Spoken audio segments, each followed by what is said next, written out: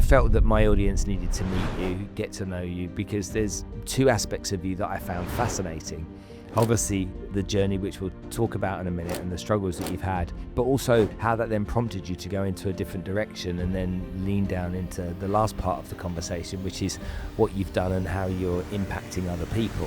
So where did the journey start for you? Tell me about what kind of kid you were growing up. I was an incredibly shy kid. Life was good growing up. My dad, he was the leader of our family and the wider Asian family. All I remember is being hugged so much by my dad. But every Friday, without fail, I'd be waiting on the little bridge when I'd come out of school. He'd driven, 200-300 miles up every Friday, and he never ever once let me down. It's September 2014, life is great, I'm buzzing. 8 months later, life obviously comes crashing down. It's the 7th of May, 2015. I'm going to work, and then my dad drops me a note. I've got to go to India tonight. He said there's somebody on this plane who's an enemy of mine. Day goes by, I haven't heard from my dad. 3 days, 4 days go by, nothing. I knew at that point, I know my old man, he's in trouble. Something bad has happened. What happens next?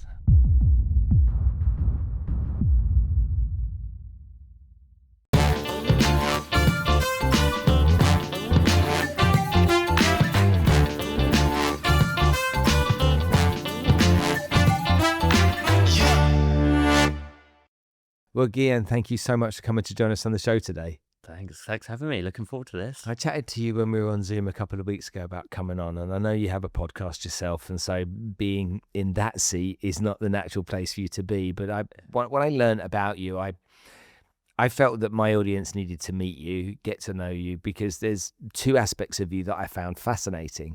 Obviously, the journey, which we'll talk about in a minute, and the struggles that you've had, but also how that then prompted you to go into a different direction and then lean down into the last part of the conversation, which is what you've done and how you're impacting other people.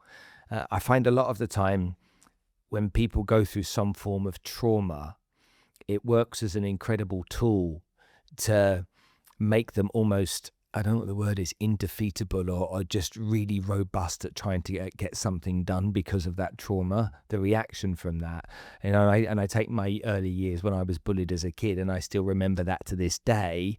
And that was something that was inbuilt in me to prove the bullies wrong. And so that drive that came from that trauma helped me shape my career. And lots of people, you see this kind of stuff, and I find that a really fascinating thing because so much good then comes. And we've had guests on the show as well that have been through incredible traumas themselves, but they came out the other side with faith and hope and forgiveness. And for me, as I'm hearing the story and the audience are as well, we're all sitting there going, no, and our fists are clenched and we're angry and we're just not right and all the injustice. But these people have moved on, and, Nick Yaris was on death row for 20 years for a crime he didn't commit. And he was in Pennsylvania prison, which is the only prison system they can't sue. So he left with $5 after 20 years. And how could you be anything but angry? But he wasn't, he forgave. And for me, that's really fascinating in how the human condition works. Now, for people that haven't met you before, let's go into your story a little bit and learn a bit about you. You're clearly a young, handsome man. So you were a model in your early years, I take it. Yeah. We'll take any gigs if anyone's listening. I've never been a model. So where did the journey start for you? Tell me about what kind of kid you were growing up. Were you a good kid? Do you know what? I was an incredibly shy kid until the age of 10. Believe it or not, people wouldn't believe that today because I'm quite out there. But I was quiet. I really was quite shy. Life was good growing up. My dad, big Indian family. My mum, white British mining family from the northeast of England. Both my parents grew up in council houses, grew up with very little. I was always told little lessons, like my dad said, they only had fish and chips on a Friday, 5 of them sharing one plate. So these lessons were always there. But my dad, by the time he was 28, had made his money. And so I was very grateful that I came along after that and had a nice upbringing. But things changed at the age of 10 for me, and actually don't often share this, but overnight we were on a train from Wolverhampton to the northeast of England, and my parents divorced. And so this shy young lad actually suddenly had to find a voice. I was then with my mum and my sister, kind of man of the house at 11. And I started to come out my shell a little bit more, started to be more vocal, a little bit more confrontational. And I guess there was a massive shift there. But again, life was good growing up. Everything was happy. Love my mum. She's the kindest person in this world. My dad, very driven, very bold, would say it as it is. And I think between them gave me really nice, just a bit of a balance. Was your dad scary growing up? Was he kind of like that tough masculine type of man that was like children should be seen and not heard type of thing? But that had two sides to him. One was very firm. He's always 10 steps ahead of us. And I remember always getting 3 warnings if I played up. Yeah. I was thankfully smart enough to go to the second, and then I'd be a little angel, right? But I'd really wind him up. And he could flip, and he did have a temperament. But at the same time, he's like a big cuddly teddy bear. He's actually, all I remember is being hugged so much by my dad. Every time we go to bed, my sister get into bed with us, give us massive hugs, massive, massive hugs. He's like, can I squeeze you as much as I love you? That's what he always said. Until we'd scream and let go of us. And so actually, yes, very strong. He was the leader of our family and the wider Asian family, but deeply loving, very emotional. But I think when we say emotional, people assume it's like crying. I think emotional, we've got so many thousands of emotions that we can actually feel if we want to, is emotional in anger, sadness, happiness. Pretty unique character. And when your mum and dad got divorced, you essentially saw your dad at the weekends and stuff like that? He was busy working during the week? Yeah, I mean, Dad obviously worked for himself, so he could control his schedule to some extent, but I was at school, right? But every Friday, without fail, I'd be waiting on the little bridge when I'd come out of school. And yeah, I'd toddle along. He'd driven, 200-300 miles up every Friday, and he never, ever once let me down. That made me think about my dad. Our story is quite similar, actually, because my mum and dad got divorced when I was 7. And I used to sit in the bay window of the house waiting for Dad to turn up on Saturday morning at 9 o'clock. And if he was 3 minutes late, I'd just be like, he's not coming. He'd always come. He'd always be there. But he might be caught a set of traffic lights or a bit of traffic, behind a tractor. But those 3 minutes, those 5 minutes, if they were like, it meant everything. He was my hero. Yeah, this is it, right? And you spend that quality time together. And I think I'll always see the positives. It's like quality time that weekend that we would have. And you create incredible memories. Tell me about the kind of stuff you used to do at the weekends together with your dad.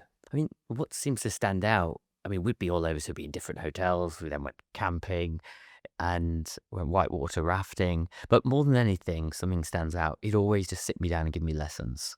And what did he teach? Be anything. Rule number 1 is if anybody asks how much money you have, you've got none. That was always his first lesson. He did say something to me that I don't necessarily agree with, because my middle name is Singh, which means lion. Yeah, and it was lions don't cry. Mm-hmm. And so, despite him being quite an emotional guy, and I am as well, bit of a thing there. But even if I'm having a tough day, if I have to hold it back, I just think like lions don't cry. You focus, you go on, and we win. Other things, he would sit me down.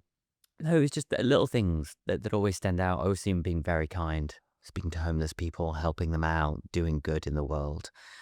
But he would, this is going to sound so weird to people listening, but we had quite a big bathroom growing up. Like, it was quite a large room.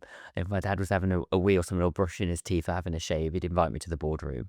Yeah. And I'd sit in the corner and he'd just talk to me. But I remember one day, because I was obviously copying him all the time, next thing, Dad left the bathroom, Mum screaming, she'd come in, I'd copy my dad, I picked up his razor. You know, see how I was blood bleeding everywhere. So I think there's a balance. He's teaching me a lot, an absolute rock, but you didn't mess with him. Did he come and watch you play sports and stuff at school? Was he around for that kind of stuff? Yes and no, because I think at the age of 10, I then moved up north, so it's very tricky, stuff like that midweek, so my mum was always there then. Okay. But anything that mattered, Dad would be there. But again, growing up, a very strong character when he walked in the room, and everybody kind of knew it. It was almost this unbeatable character. So we'll come on to that a little bit later. Some presence. Yeah. And your sister, tell me about her. Who's the favourite? No, we're equal. Honestly, it was genuinely completely equal and complete love for both of us in different ways. She's a good daddy's girl type thing. My sister would be like she'll say that my mum favours me, but she whines my mum about that still to this day. But no, really, really loving family. So much love. Again, my mum's more of a timid character. She has to get to know you before she'll warm up. Hmm. Whereas my dad would be probably much like you, straight in at the middle, get to know everyone, and everyone knows him. And it's great until things go wrong. Mm. And tell me about what kind of business he was in. Yeah, so my dad started in his kind of like by 17, 18. I think he was buying, selling different things and products before he got into petrol stations, gas stations. So he had his first gas station. Everybody knew him in Wolverhampton. That's kind of where we grew up. And then eventually his accountant he met, and they started going into property. They went into property, buying, selling property during the boom, and times were great. And eventually then moving out here to Dubai. And things were going good. This is pre-2008, before a bit of a bumpy ride. He started building towers here in Silicon Oasis, residential, hotels. And so, yeah, again, that's another thing. Growing up, this was the time before like texting and WhatsApp, right? So there'd be phone calls around the car, and I was over here in business, bridging loans this or doing a deal there, and you learn a lot just by like passively learning. But that was dad, always on, always focused, but never too busy to care for someone. Sounds like a cool guy. Yeah, no, do you know what? You get on like a house on fire. He was, yeah, definitely very driven from what you can say, and always had time for you. Yeah. Nice. So after becoming this voice in the family, this person that became a little bit stronger, a little bit bolder, and whatnot, how did that impact upon you during those years? Did you just become more confident and found your voice, or did you feel you needed to have a voice? What was it for you? Yeah, I think as I grew up in my teenage years, this confidence really came out of nowhere. I was very confident. I had to be the best at everything I did. My dad used to say something else, though. I think it's a Frank Sinatra quote, "My taste is simple. I like the best." Right, which is like a devil in my life today because it pushes you so flipping hard. But yeah, it was good. 13, 14, I was setting up little small businesses, DVD manufacturing. I was selling soap at the age of 12. Do you know what? I was coming here to Dubai when dad lived here. And you know, these like, obviously he lived in like a serviced hotel apartment. They put like soaps and stuff out. I mean, it's normal today. Everybody would have them. But I was like, mate, I could sell those back home. And obviously he was like, what? So I take them back at all the like Christmas fairs. I'd just be flogging them. I put them in a little package and I'd sell them for a five or a tenner. And before you know it, I was making a little bit of money, which at 13, 14, it was happy days. So I started to find my voice, but then I always had to be the best. I had to be head boy at school. I had to stand out. I'd stand up. I like public speaking. I'm not confrontational, but I'm not scared of confrontation if I've got to face something head on.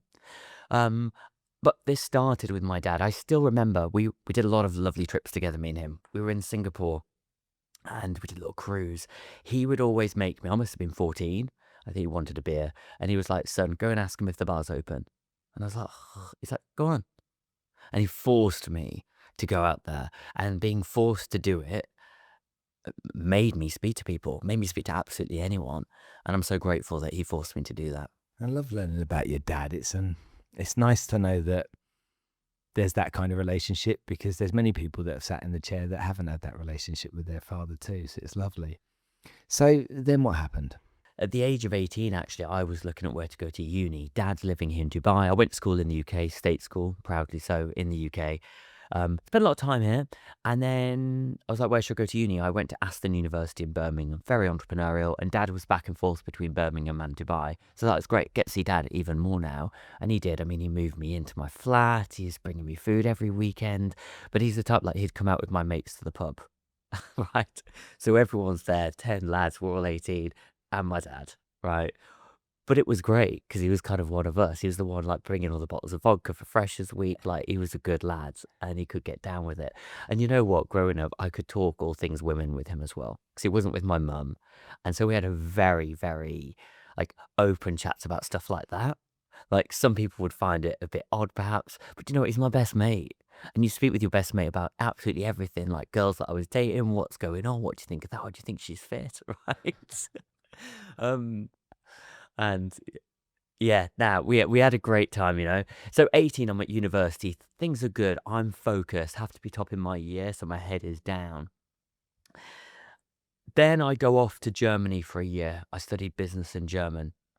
I grew up in a massive Indian family, couldn't speak the language. It really pissed me off. So I was determined to be bilingual. So I picked up German. Moved to the north of Germany, wasn't pushing me enough. I worked at Eon, quit my job. Then I moved to Deutsche Bank, loved it, pushed me. Blessed my dad again. He flies out to this city in Germany, hires a car. Me and him are like overnight driving down to Frankfurt, is moving me in. And then I graduated from university. And you know what? Life was great, Spencer. Life was flipping fantastic. Mum's happy, dad's happy. I had a wonderful girlfriend who today is my wife. And my sister's good. Until one day, it wasn't. And about, what was it? Not so long after I graduated, I joined PwC. Dad said to me, I said, Dad, shall I set up another business? I had one in my final year at uni. Should I go back into banking at Deutsche? Should I try something else? And I got a job offer from PwC, and it was like financial restructuring. And he was like, look, it'd be great for you to understand why do companies fail, understand cash flow, all that good stuff. I said, all right. And Dad didn't go to uni, so he was like, son, get a good qualification under your belt. I listened to him, and he was so proud. He's telling bloody everyone, right? Grandma couldn't speak English, but she knows I'm off to London, right? She's telling the community. And I start, it's September 2014, life is great, I'm buzzing. 8 months later, life obviously comes crashing down. It's the 7th of May, 2015. I'm going to work, and then my dad drops me a note, me and my sister in the WhatsApp group. He's like, kids, I've got to go to India tonight. And we were a bit like, it was a bit last minute, Dad, what are you doing? But don't ask, he's always traveling. I said, Dad, give me a bell from the airport. He calls me from the airport, and he says to me, we're chatting and chatting, and then actually he was like, fuck. I said, what? He said, there's somebody on this plane who's an enemy of mine. I've never shared this. I said, Dad, just keep cool, keep calm. And he's like really expressing this to me, and I knew the name, and I won't say the name, but they'd had issues. He said, Dad, all good, get your head down, crack on. I said, let me know when you land. The next day goes by. I assumed he landed. It was an overnight flight. Didn't hear from Dad. And nobody's going to remember this now, but it was the time of the general election. What's really weird, we had the local MP staying with my dad at the hotel, so it's very unusual that he left, the MP. Dad doesn't text. Day goes by. The weekend's going by, and I'm like, my sister, have you heard from Dad? Nothing. We ask people, I haven't heard from my dad. I'm like, no, he's always online. He messages me every morning. 3 days, 4 days go by. Nothing. Now, at this point, Spencer, I just hoped, like, Dad's got to get on this flight. Like, what is going on? I was like, has he been arrested? Has somebody got him? Is he in hospital? Like, has he had a car accident or something? And then the day came, and I spoke to the airline, and I was like, you need to let me know if you're checked in. Or like, I can't give you that information. I was like, no, I need someone there right now. And they said, the flight's gone, your dad's not checked in on the flight back to the UK. Spencer, I knew at that point, like, my dad is in trouble. Everybody was like, no, he'll be okay. I was like, I know my old man, like, he's in trouble. Something bad has happened.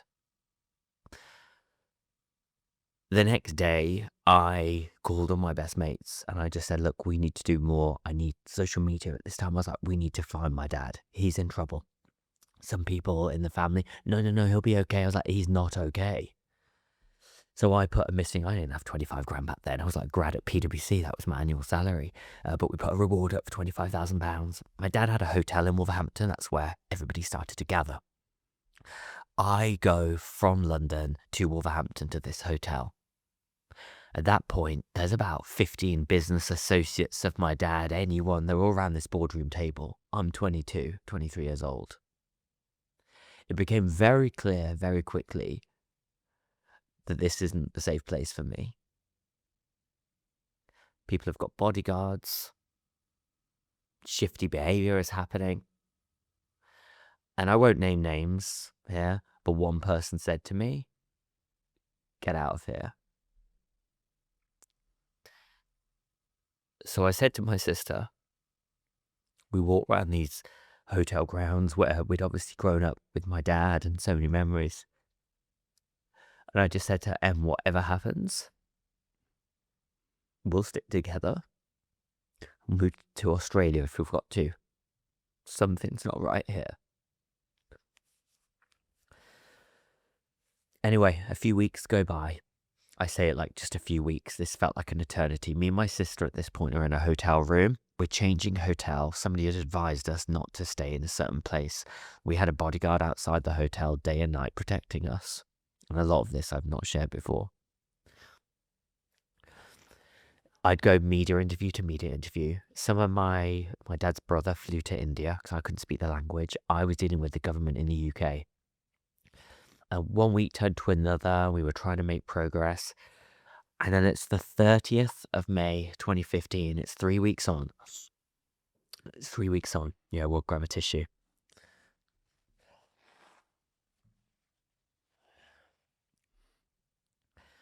It's the 30th of May. I was about to go on to BBC Worldwide News. They'd reached out. At this point, it's in the media. The BBC reached out and they said, look, come into the studio. We reach obviously every country. This is worldwide news. And me and my sister were like, okay, this is the one. But at this point, Spencer, I trust no one. I even hid my phone in my PwC office, my work phone, because I thought it was being tracked. We're about to leave and I get a phone call. I answer the phone and it was, at the time, it's my dad's brother. He just said, are you two together? We're like, yeah, what's happened? Have you found out? He said, look, somebody's confessed and Dad's been murdered. And you know what? Like I can picture this day so vividly of the shriek of Emma, my sister. And I just sat there and I don't remember being emotional straight away. I was like, there's one thing, I've got to get justice for my dad.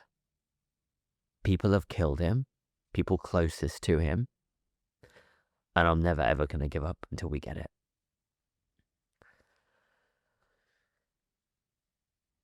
Then, the next few weeks, it was clear I had to pull away from anyone and everyone who was around that hotel, and I had to leave this clearly. I'm dealing with the media, things are going on and on. I'll fast track a little bit because we found out somebody had confessed to where they killed him. They had picked up my dad, 2 individuals.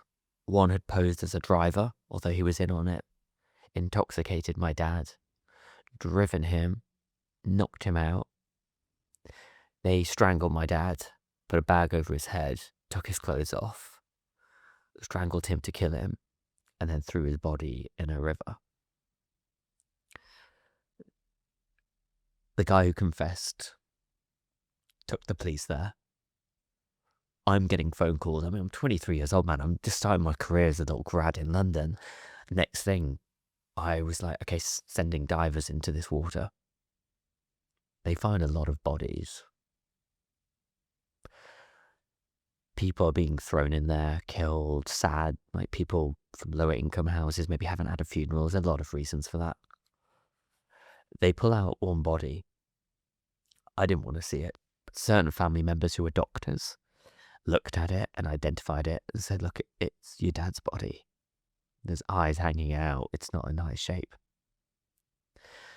Now, at this point, you can imagine a body in a murder investigation is a massive piece of evidence. I'm being told we've got to protect the body. People, if I speak to the police at this point, information's coming out. It's like a colander. You put stuff in, it's just leaking everywhere. You can't give any information.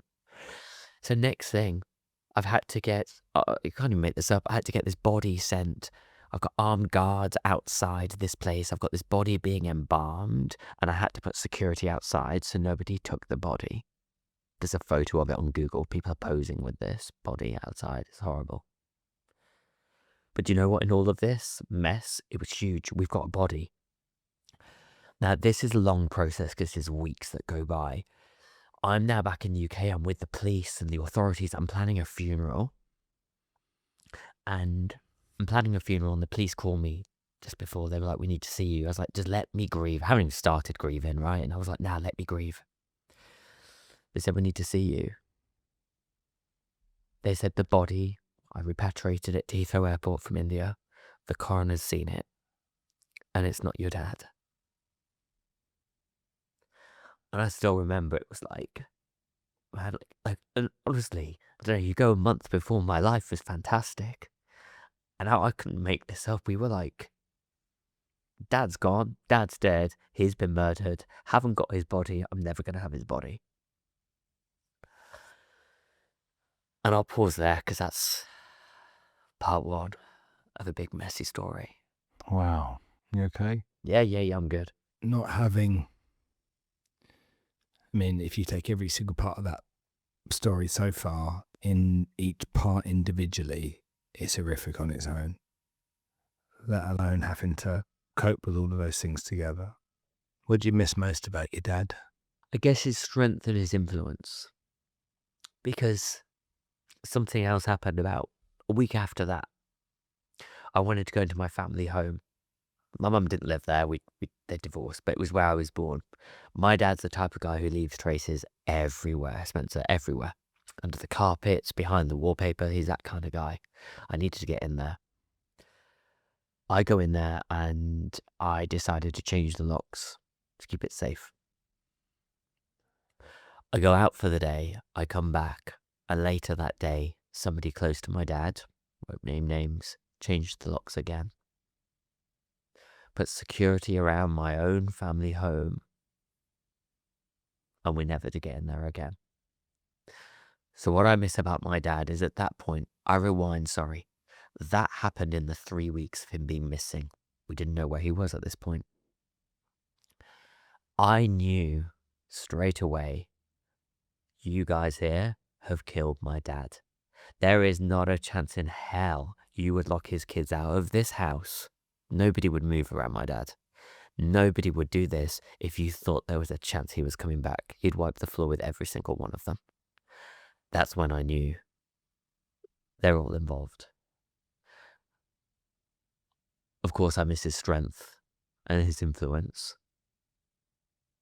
and his love and his kindness. And that's why I think to people today, I think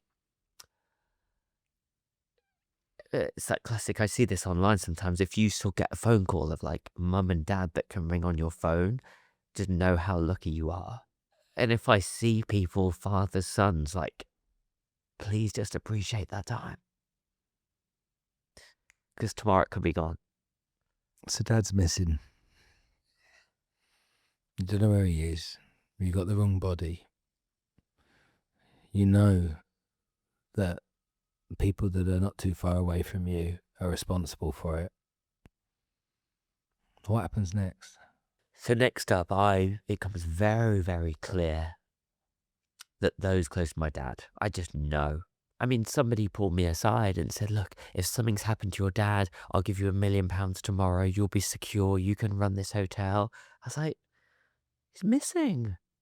What are you talking about? What do you mean he's not coming back? It's all these behaviors, these inconsistencies. That happens. I mean, on a personal level, I was like, I've been punched again when I'm down. But you know what, Spencer? I will never, ever be beaten. Nothing will stop me. And I will, as long as I'm breathing, I'll just keep on moving forward. And that's what I just told myself. And so on a personal level, I had to, we'll talk about this later, put everything in place around me to be the best me. Talk about mental health, well-being. I was on it now. I was like, if I'm going to be the best son, brother, partner, lead in this case, I've got to look after me. And I'm fired up. So that's what happened there. Separately, I have to deal with the media. Like, this happened. I still remember one of the last media interviews that I did back then. It was the Jeremy Vine show, wanted to know, how do you feel about the mistake or the switching of the body? Did the body get switched? That happens in India. Or was it ever your dad's body? And I remember, it's ingrained in my mind, I was sat at PwC, I was working. To this point, I'm in the office. And I was trying to juggle everything. I was doing exams, running to the BBC to do an interview, do my other exam. Everyone's stressed. And I was like, fucking hell. Like, you just got to crack on. And I was about to go on the Jeremy Vine show, and there's a Beyonce song. It's called Running. I've never listened to words of a song so intently. If you listen to those words, like, it couldn't be more meaningful for what I was going through at the time. And I knew from that moment, like, I had to put myself first. I only have so much energy. And so what happens at this point, those responsible and around my dad's murder have money. They had money. I didn't have anything, and it was going into various systems. Mm, it's one step forward, 5 steps back, another one forward, 5 steps back. I start putting money in, like legally. I'm going into debt at one point, and they put more. You put 5 grand, I put 50. So I had to make a decision. I was being failed by the authorities, and I thought, how are you ever going to win? How are you ever going to win? I need to get my life back on track here. It's 2016. Uh, and so I decided to get my head down, get my accountancy stuff done at PwC, and then we'll go into it later, but then I put my energy in helping other people. On the case side of things, it went quiet. And people would say to me, but what's going on with your dad's case? I'm like, can you pick up the phone to India and find out? It's not that easy when you don't know or speak the language. But years have gone by, and I wanted to know what's going on. Now, I do know that one individual of the 2 who admitted to the murder was convicted of murder in India and served a prison sentence. Others involved, let's just say the truth still needs to come out, Spencer. Do you think it ever will? Yes. Why?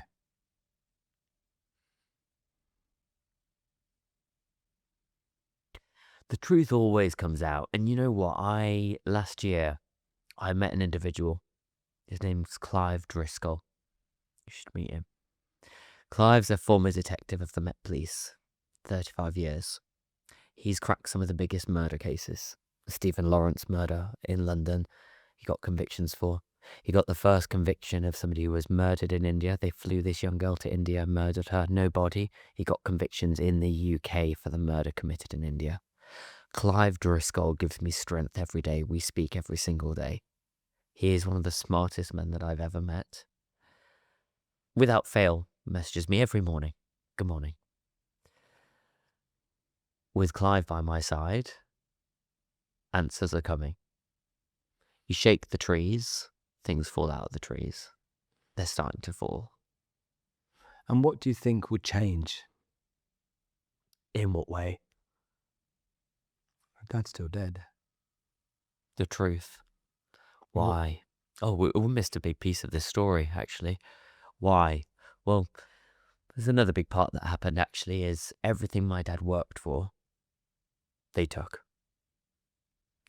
My dad here, at one point we owned the 50th floor of the Burj Khalifa. We're on the palm front F, I think it was, the villa here, all the apartments, the Versace, took about 20 of those apartments. My family home, my car, my number plate, Who took? everything. Those around my dad and close to my dad. How did they take it? Well, they're not in his name. Well, interestingly, the way I tried to describe it is that if I'm out to kill you, Mm-hmm. me and you, we get on, we set up a business together, structure things in certain ways. You don't think I'm ever going to hurt you or kill you. You trust me. You're missing. You're gone. Suddenly you're not paying your debts when they're due. I go to court. Spencer's not turning up. Court doesn't know any wiser because the systems aren't speaking to each other. Next thing, they're awarding assets. I mean, put it this way, too. My dad had bought me a number plate, and I know it's a very fortunate thing back then. It's about 30 grand. 2 weeks after he was murdered, one of the individuals sold that number plate. It was bought by a company where they co-owned it. It's gone. And so, Spencer, I lost everything. I didn't just lose everything. They took it. It's all my family photos, my memories, my childhood clothes that were in that home. It's disgusting behavior, but it's okay. It doesn't affect me anymore. Like, it's just things. There's someone living in it now. I don't know who lives in it. Probably sold it. And I hope, this is why I've changed my mindset. I really hope that a beautiful family live in it today and they're having wonderful memories. I really, really do. And so, I don't care about that bit right now. yeah. I don't. I'm angry. So Here, I mean, Dad loved his cars, right? Had about 8 cars here in Dubai. I mean, you know the lifestyle here type thing. I used to love coming over. We'd get ready. He was always sharply dressed. And my dad would be like, what matches our outfit tonight? We'd go out. We'd had a blast. All of those were taken. It's very difficult for context of people who are listening that when you're 23, you know, born and raised in the UK, then you're dealing with all of this internationally, it's pretty hard. But now, obviously, I'm 10 years older, hopefully a little bit wiser. Got people around me, and my black book has grown in government, Yeah. in India. Did you know when you were younger that your dad had enemies? Did you know that? Did you ever see him in crosswords and stuff like that? I knew my dad took no shit from anyone. I knew my dad would say to people that if you've got a problem, my door's open. Come and see me. Any time of day or night. So this kind of rhetoric was there. Yeah. My dad's downfall probably is that he had no fear. And people might listen and think, that's great, have no fear. I understand where you're coming from, but having no fear, you got to have a little bit, but you got to be cautious. You got to have some boundaries. You got to know. And another thing as well is alcohol. Alcohol is great, have a laugh, loosen up, whatever, but know your limits because people will take advantage of somebody who likes a little drink. And if you drink and you let information out, please, everyone, be careful who's around you. Not everybody is just having a good time with alcohol around you. Are you angry still? Tell you what, you name the emotion, I've probably felt it at some point. But now? I wouldn't say I'm angry. I'd say it's almost like I'm motivated. It's hard to say, but to get answers. I know it's not really an emotion, and maybe I'll pinpoint it for you in a minute of where I am. But just before I give you that emotion today, there was a turning point for me, and I had to manage it because I knew I'm never going to have a gravestone. And it's weird today to say this, but I almost envy people who can go to a cemetery. Like, it would be a dream to go to a gravestone, to talk to my old man. But these are the cards that I'm dealt, and I crack on with it. And so I remember one day I thought, right, I'm not going to have that. I need to turn a corner here. I need to grieve. I hadn't grieved, right? I was go, go, go. Took myself to Barcelona for a weekend, went up in the mountains completely by myself.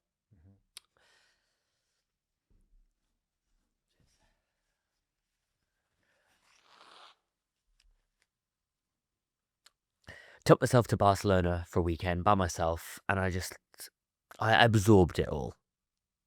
The anger, the sadness, the bitterness, you name it. I just allowed my body to feel it without sounding too fluffy or woo or anyone. I just really felt it. And the classic, and it is the classic, but it's important. If I'm angry, it's only going to chew me up, and I've got to make a decision right now how I'm going to live my life. Am I going to be angry constantly? No. May those people learn better. I sleep very, very well at night. Very well. They don't. They certainly shouldn't be sleeping well right now.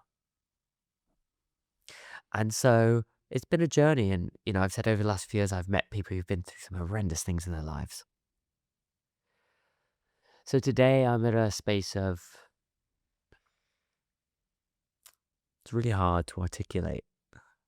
And it's probably because there's so many emotions, Spencer.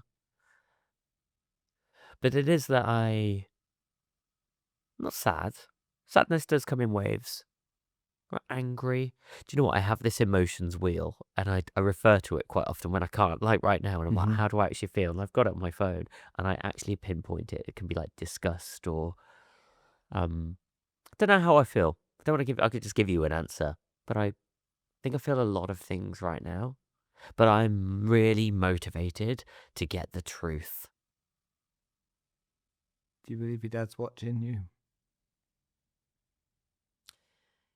I do. I believe he's always with me wherever I go. Somebody once said to me that in difficult situations, just imagine he's here and whispering in my ear.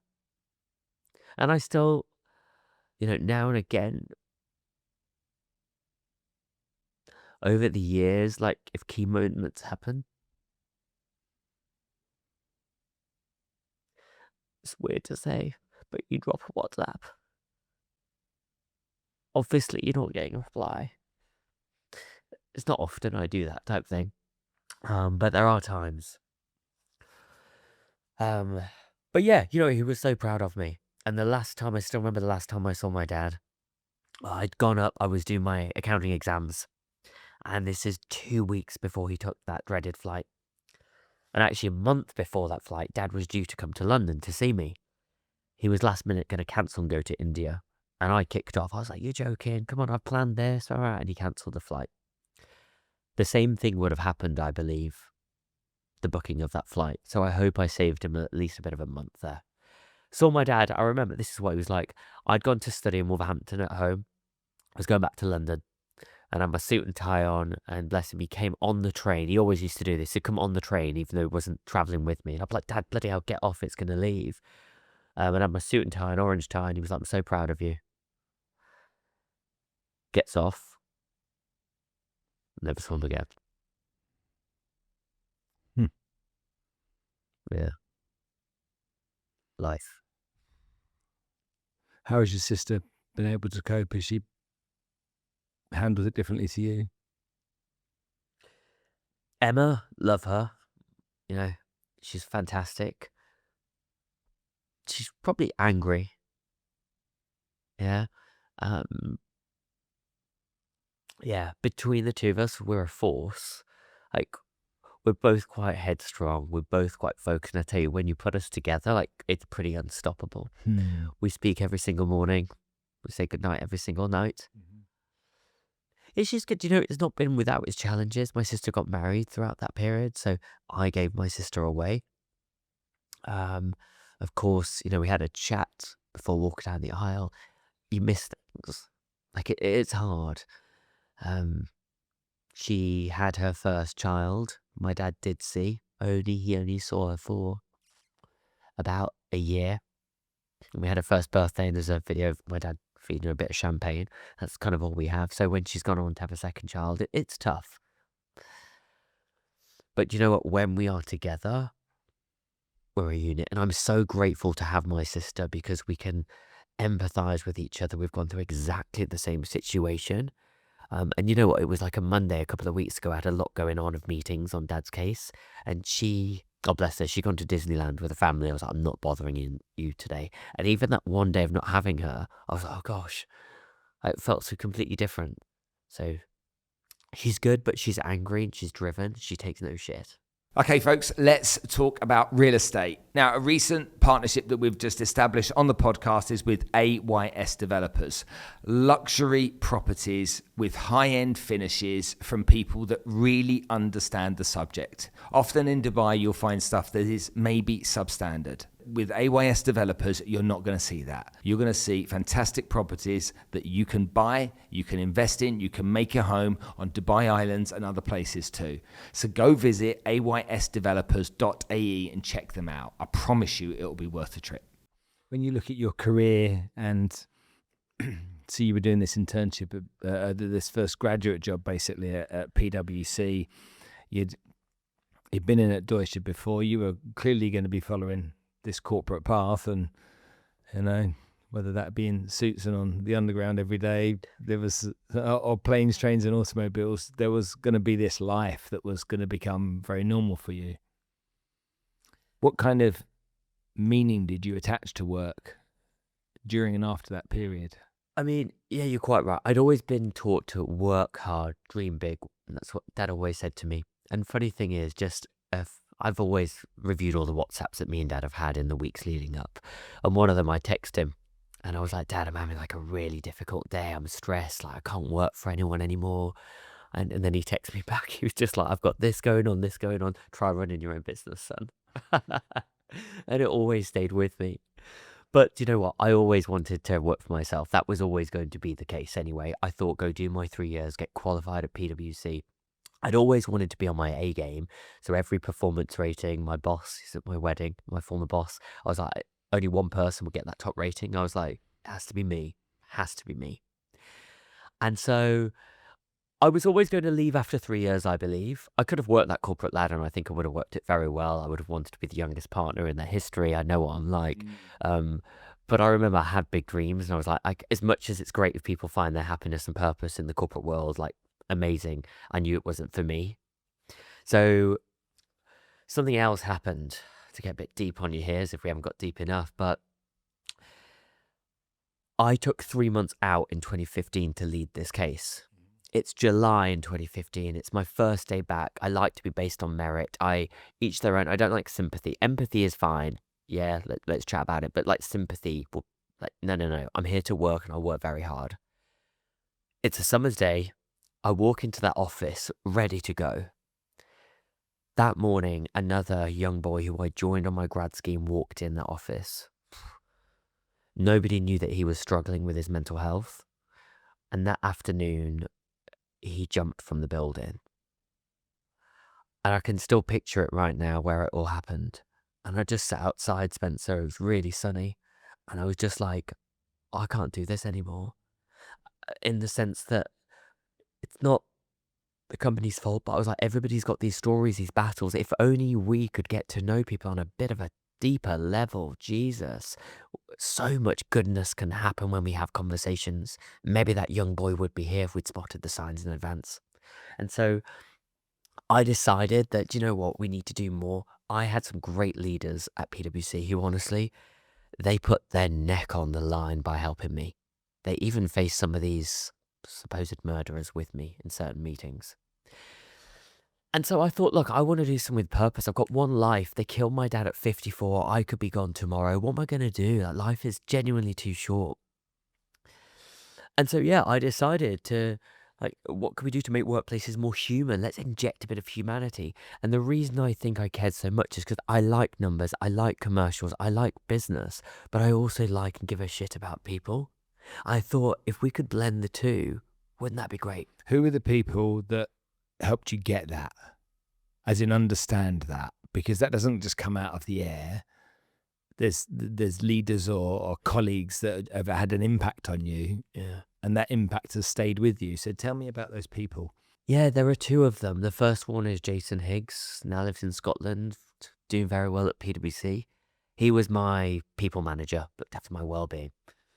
So when this all happened, obviously he knew everything about it. And there was one day that was difficult for me. I'd say in the last 10 years, there's been many difficult days, but one where I thought, wow, my mind was a little bit all over and it's not like me. And I thought, it makes you question things in life and what you want to do or be where or be here. And we were meeting in Gloucester Road. And I said to him, I was like, this is tough. And he just said to me, he was like, yeah, I get it. But he said one day, you'll have children. And it might feel really tough today, but you can share stories of your dad and so on. So he was like, so make sure you don't do anything silly. Yeah? And you're here. In essence, without going too deep at that. And I never forget that. As much as Jason helped me. Quite tough sometimes. And so, yeah, Jason was at my wedding. He's great. Don't speak every day anymore, but he really supported me. And another lady was called Izzy Gross. Izzy's also a partner at PwC.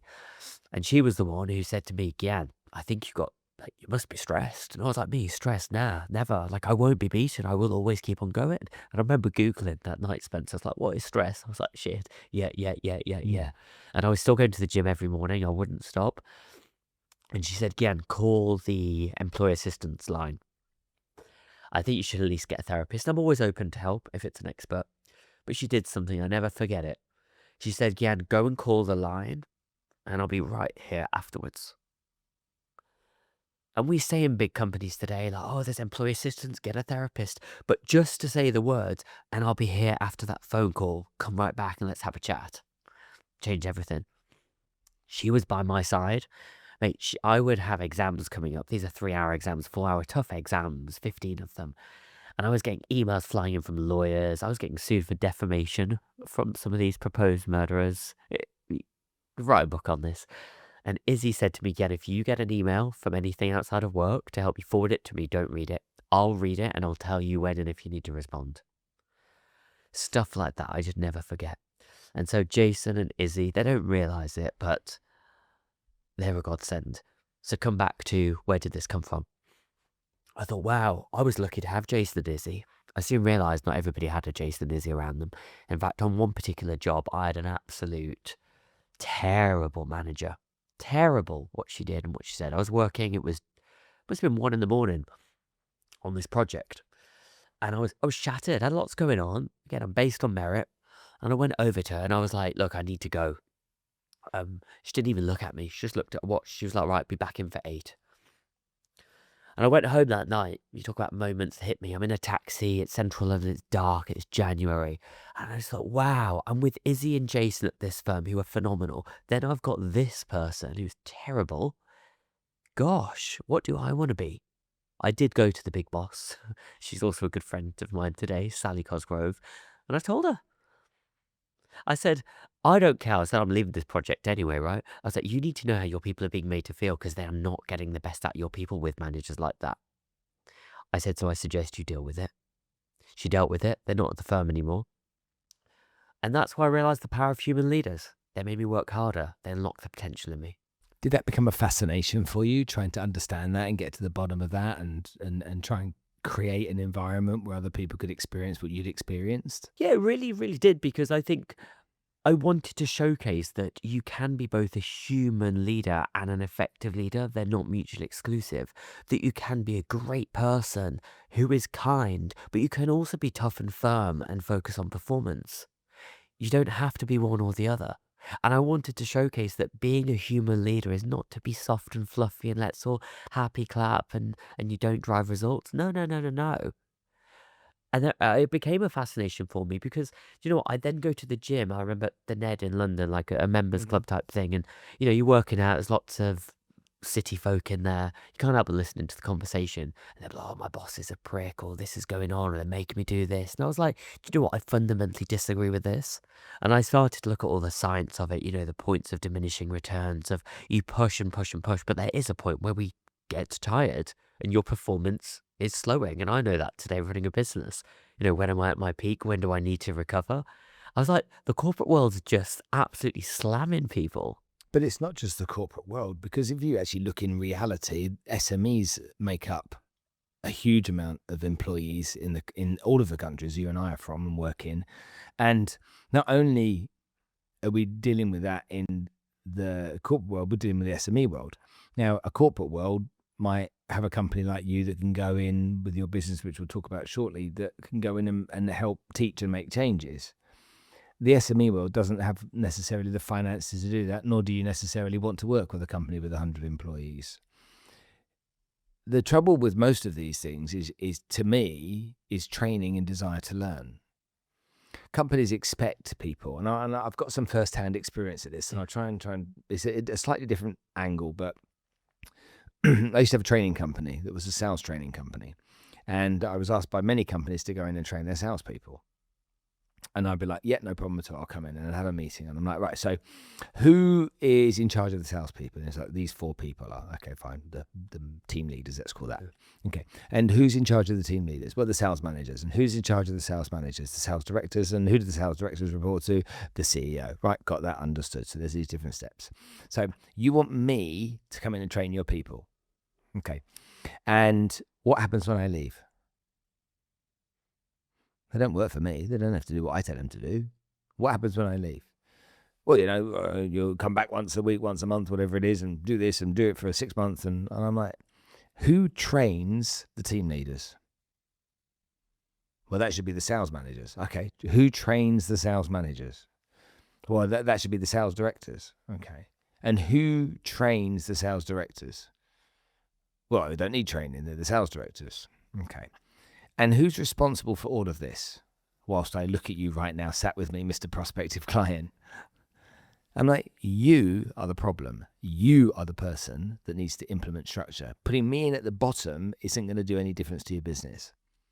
I need to be at the top, making sure that you're knowing what to do so that you can train them, so they can train them, so they can train them. And then your system will work. Most companies don't do that because there's ego at play. Okay.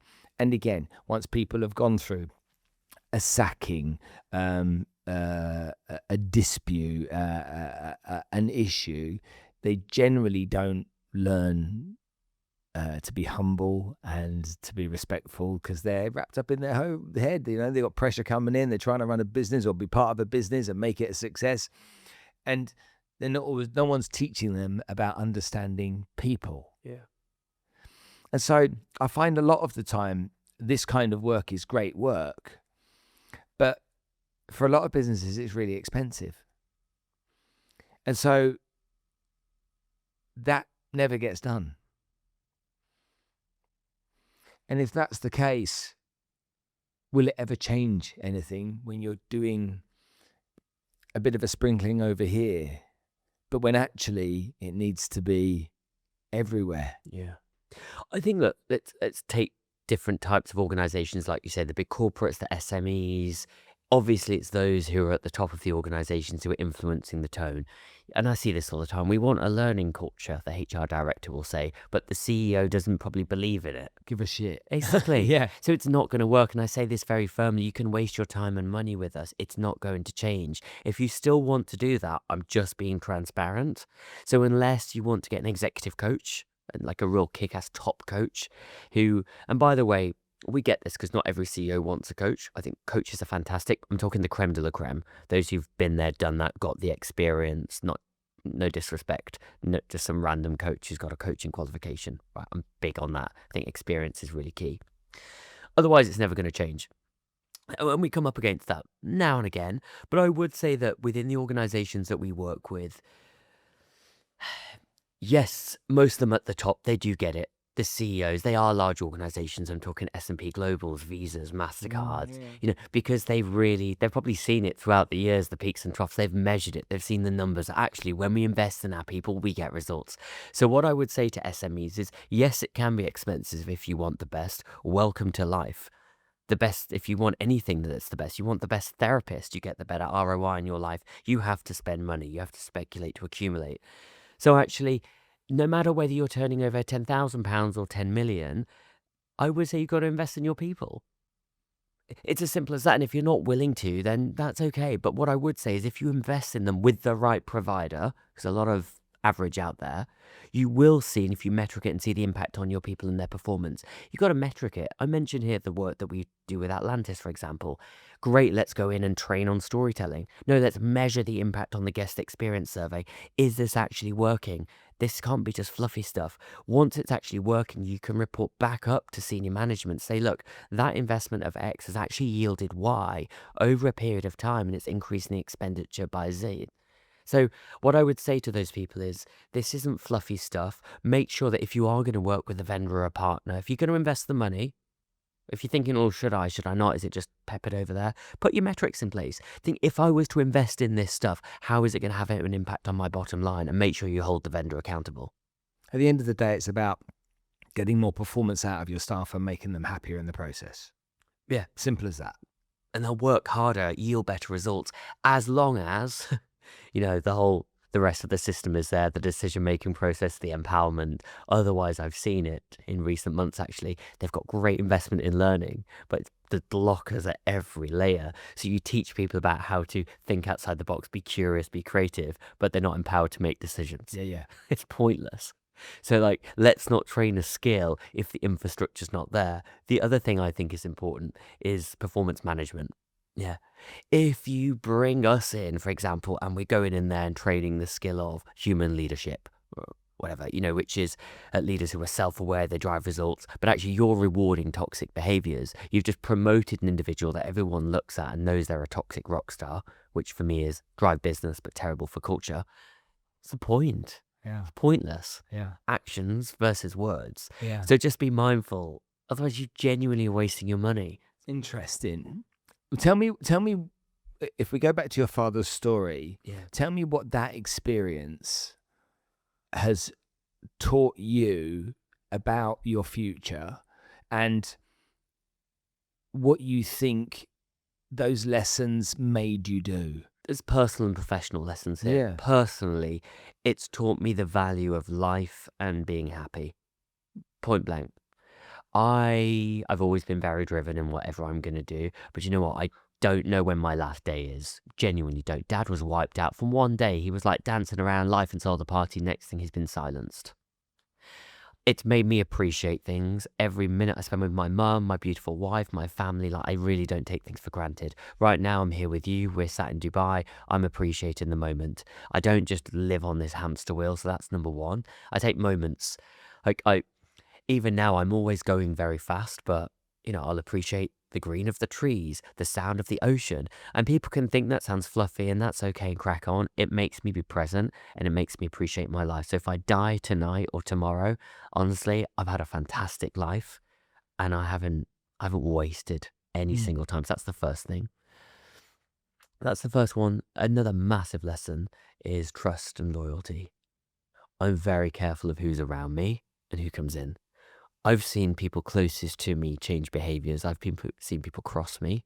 I can spot people in certain behaviors quite quickly. And so I'm really mindful. I am not around negative people as well. They don't get near me.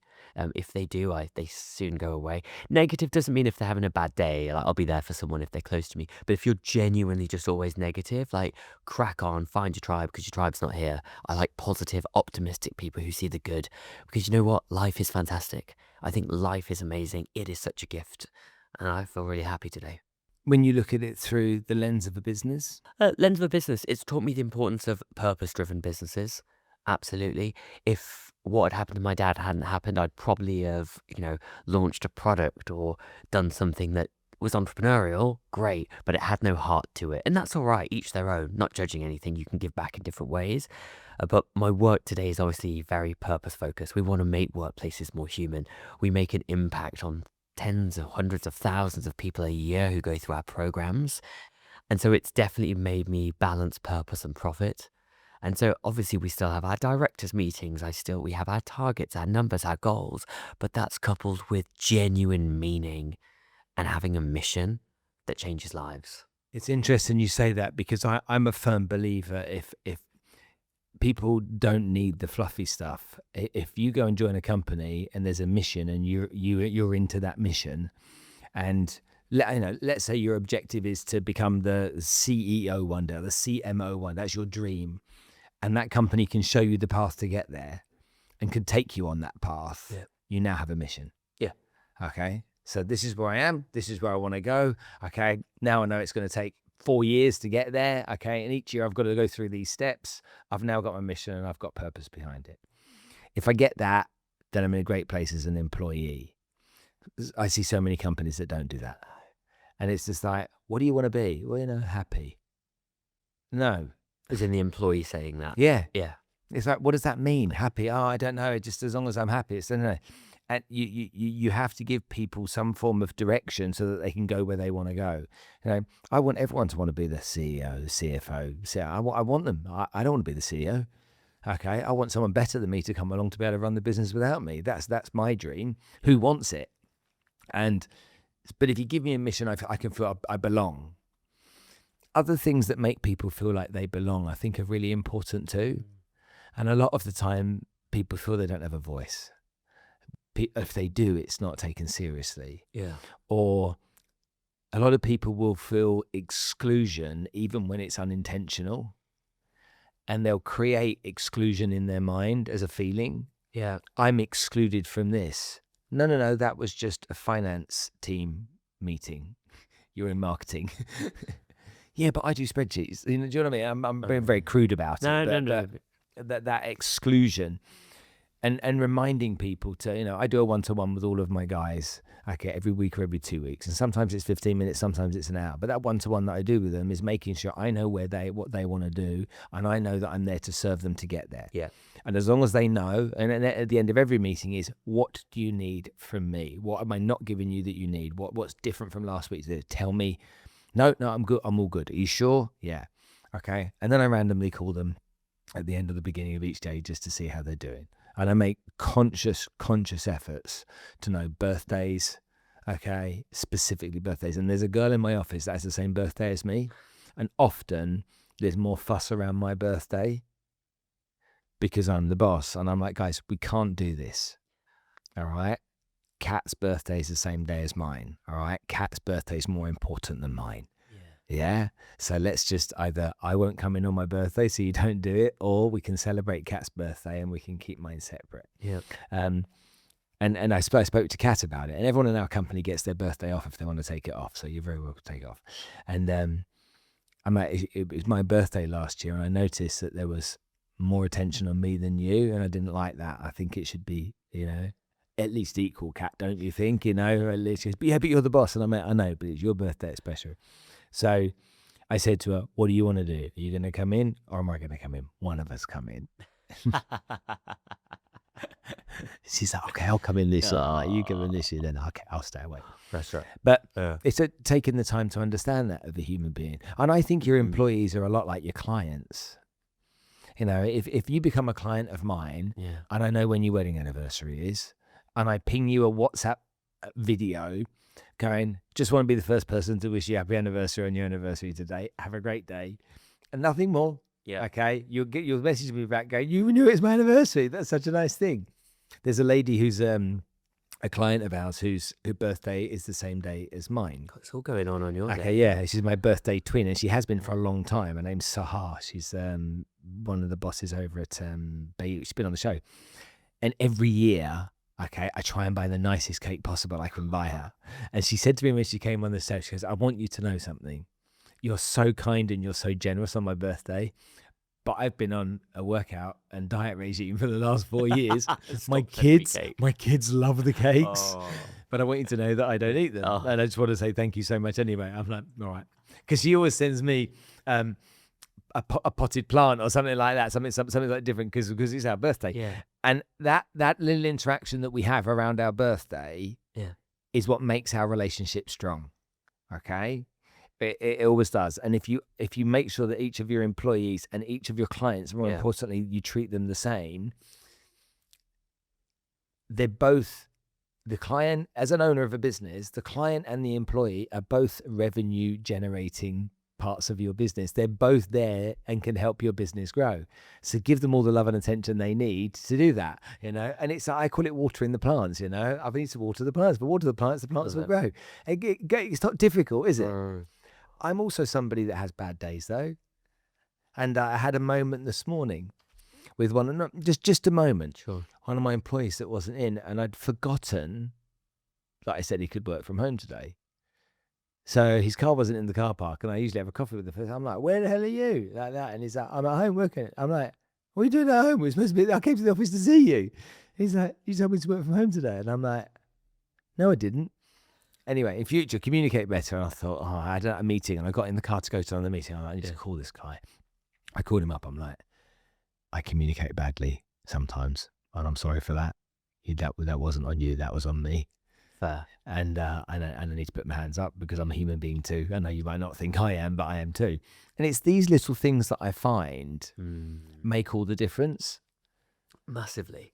No, massively, yeah. And teaching people what I think you think is common sense, okay, because to you it isn't always common sense to others. Yeah.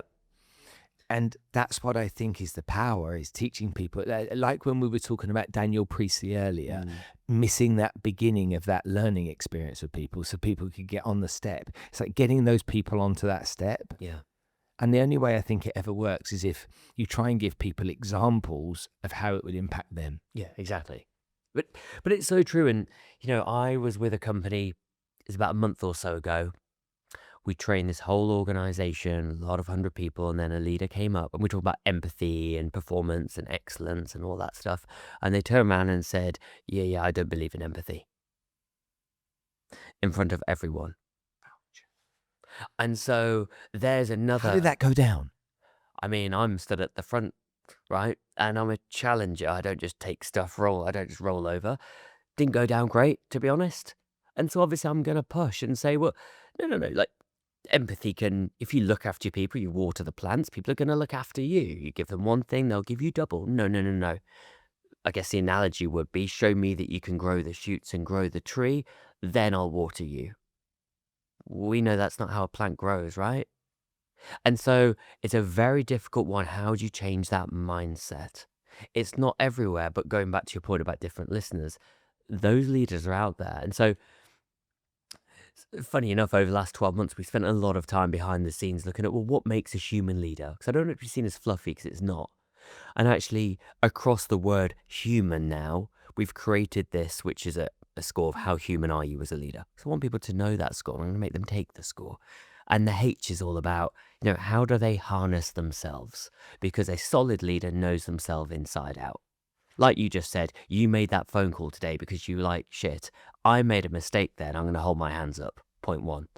The U is, how do they understand others? Because if they can't understand others, it's just not going to work. The M is they've got to be able to mobilize a team. The A is then accelerate change. And then the N is a big one, navigate uncertainty. Because I see leaders again and again, and I believe those are the key ingredients. You understand yourself, you understand others, you can mobilize a team very well, you can drive a business, and you can navigate that during uncertainty. Because I see great leaders, but the moment difficult times hit, if they can't be consistent, they stop watering the plants in the bad times. Guess what happens to the plants? Yeah. Do you enjoy your job? Love it. I love it. There's difficult days, don't get me wrong. And I sit down. I used to do this every month, actually, ask myself a couple of questions. I spoke to the Independent about this and what I do. And one of them was like, is it still the right thing leaving PwC? You still please you work for yourself? And I used to rate it all out of 10. I don't do it as rigidly today, but I do.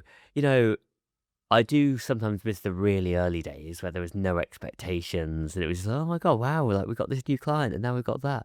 And then obviously as things grow, it's like we work with a lot of brands. You then want to renew, you have to level up the impact. There's all eyes on you. We've got an event in 2 weeks for 350 people, 70 companies. We have to continuously grow. Maybe that's in my head. How many people do you employ? Core of them is just 12 leading this. And then we have the wider 140 that we lean upon. How many in the UAE? In the UAE, there's about 15. They all bring that value in, yeah? Yeah, in different ways. Different skill sets, different backgrounds. We also have a lot who have different verticals. So you might need those in aviation versus hospitality or tech, military.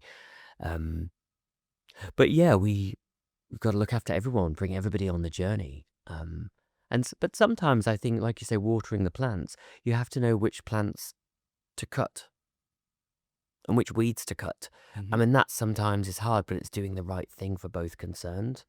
And so obviously that. And also, I think it's fair to say that sometimes some plants grow in different places better than others. 100%. And I think we miss that.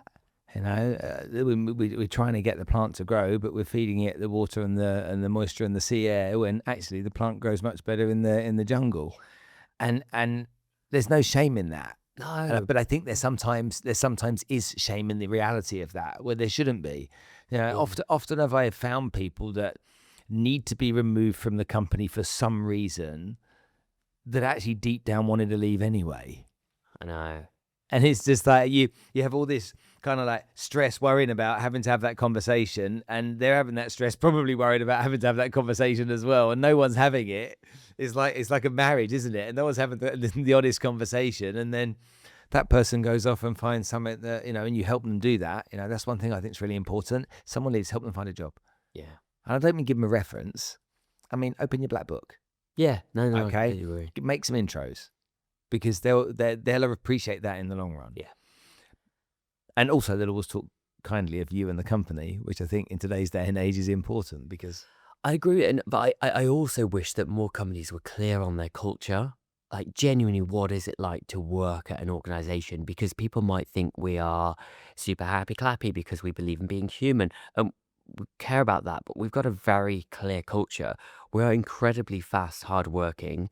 If you don't keep moving and growing and learning every day, you will get left behind. But we also deeply give a crap about each other, and we care. Like, we are 120 miles an hour, always. But if there's an issue, we'll stop and pause and listen, and we'll hug it out, and we're there. or not. Yeah. As long as you know what you're walking into. Yeah. Exactly. Yeah. And like that's why I commend, you got Goldman Sachs, I've interviewed them before. Like at least they're clear. You might not like it or agree with it, but then you won't apply to go and work there. Waste their time, waste your time. But it's the companies where it's this is a lovely website. We really care about you. You go in and it's toxic. You've wasted everybody's time. So I beg companies just to be clear. If you have got a ruthless culture, just put it out there. You'll attract your ruthless people. If you have got a deeply kind, caring, creative culture, put it out there. You'll attract them. Don't waste people's time. When you look at this over the next 5 or 10 years, where do you think this is going to evolve to? What do you think is going to happen? Do you think this is just like going to be more of the same? Or do you think with AI coming into the workforce more and more and more that these types of things will become more or less important? And I'll give you an example of where I see it. They say AI is going to replace the salesman. Okay. I think AI is going to recreate the salesman because people are not going to know who they can trust, and touching someone's skin is authentic where everything else won't be. So I think in-person relationships will be what people can then say to themselves, this is real. The rest I'm not so sure. And I think they'll come back. So I think they'll go, but I think they'll come back in a much bigger way, is my interpretation. Yeah. And yes, you'd always need a plumber, but let's take other businesses as well. No, I'm with you. I think, look, two things for us as an organization, and then coming back to like the skills and the salesperson type thing. Look, the world of work is always going to be there. When I say to myself, where's the organization going to be in the next 3 years, 5 years, 10 years? You go back 2,000 years, we had people who worked. The world of work is not going anywhere. As long as we innovate or we will die, we constantly have to stay ahead of the curve. We know right now 60% of organizations around the world, this is the World Economic Forum's most recent report, need to be upskilled, the whole workforce. That's 60%. In the UAE alone, you've got 41% of organizations by 2030 have got to like sort their skills out. Their current skills are going to be outdated. Yeah. And so for me, as we look forward, it's constantly thinking, what are those key skills? Right now, they are curiosity, their agility, it's the relationship skills. It's all the things that I love AI. We do a lot around the human skills. We call it the human AI experience. So where are companies using AI? We look, where are they on the stage? Are they in fear? Are they in friction? Or have they got to flow? And we make every employee look at what is their irreplaceable human skill that they bring to the table. To your point before about employees, know what you bring to the table, right? Come on, give me something. And some employees will say, look, I've got very high levels of integrity. AI can't do that. Somebody might say, I've got a really good critical eye, I'm a great analytical thinker. It gives me the information, what I do with it. Other people might be their relationship skills. I can shake somebody's hand, I can build rapport, I build trust at pace. I believe every employee needs to be super clear, because I call it the AI bus. The AI bus is going.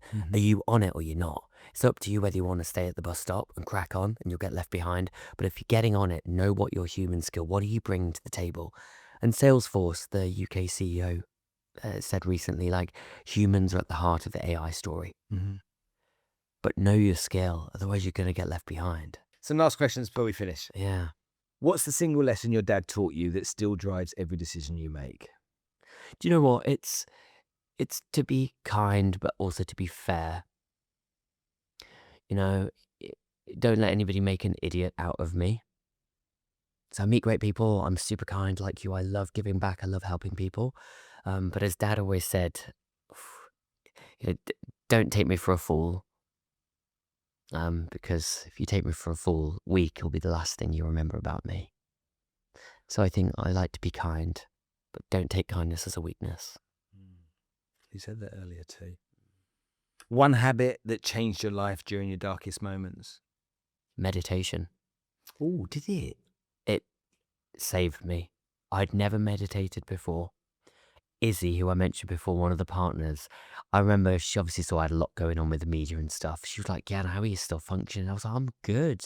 She was like, do me a favor. This was pre like AirPods and all that stuff. I had wires hanging out. She's like, go to the toilet. I was like, this is so weird. She's like, here's a YouTube channel. Go put these in your ears and just sit there for 10 minutes, please. I was like, what?